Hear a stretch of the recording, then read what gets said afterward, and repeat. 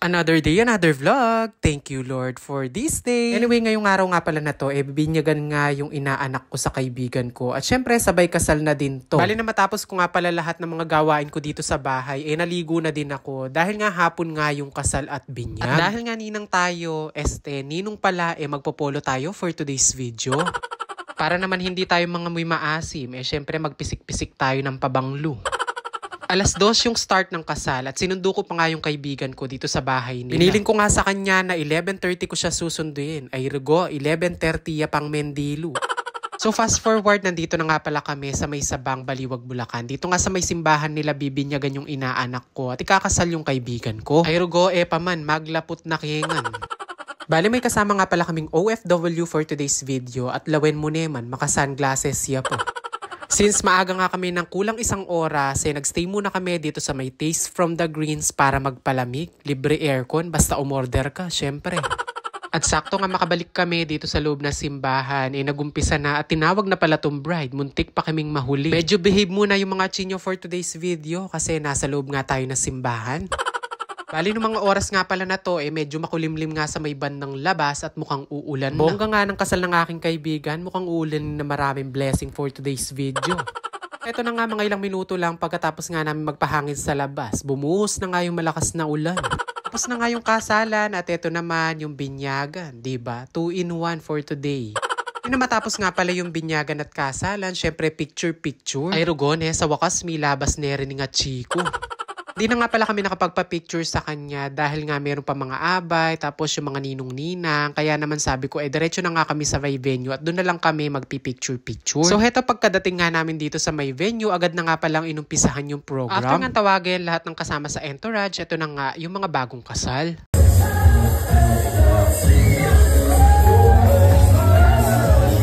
Grabe, napakabilis nga ng panahon. Dati kasama lang namin nagsasamji. Aba ngayon kakain na kami dito sa may kasal niya.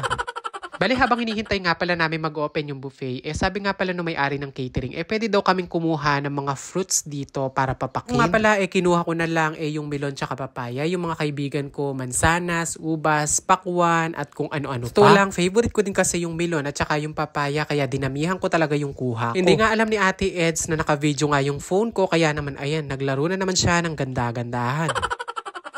Pagkatapos nga namin kumain ng mga fruits, nagumpisa na nga itong palaro sa mga abay. Tain mo na ako! Baby, ready, set, go!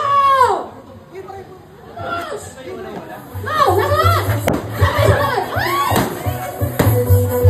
Mga nakaupo ako, napaisip ako kung tinanggap ko yung pagiging abay ng kaibigan ko. Ay, Diyos ko, kanya man yata magputukan for today's video. Charis!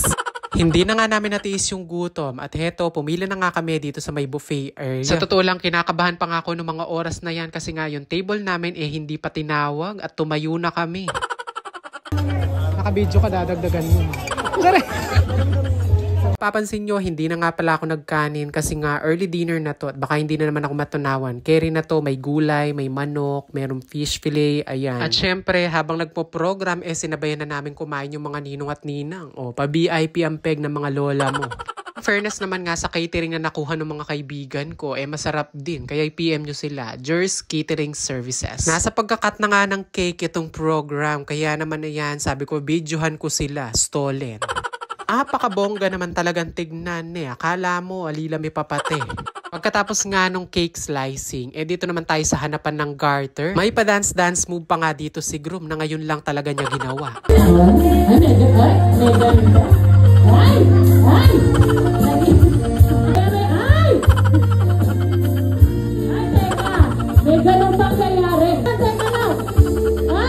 Kilig na kilig pa mo tong friend ko. Ay, rugone nga chiko. Ayan, binugahan ka na. Ay! Nililis na. So ayun na nga, pumasok na nga si groom dun sa gown ng aking kaibigan. Tignan ko lang kung makalabas ka pa dyan. Wow! Ay! Sige. At pagkatapos nga ng program sa kasal, nag-proceed naman kami dito sa may binyag. At hiningan lang kami ng konting message para kay baby. Ito na yung clue ko. Yes. Ayan na. Welcome to Christian World KL Idol. Yun lang naman. O diba, akala nyo ang dami ko sasabihin. Ayun lang naman talaga yung masasabi ko. Diyos ko, kasakit pag on the spot. Anyway, best wishes sa kumpare ko na ngayon at kumare kong kaibigan. Diyos ko, Kalaguna. Anyway, na matapos nga pala yung program, heto't pinag-alaga pa ako ng bata at iinom na daw yung mag-asawa. O, burimunokan yan. Char! So, if you enjoy watching this video, don't forget to like, follow, and share. Babu!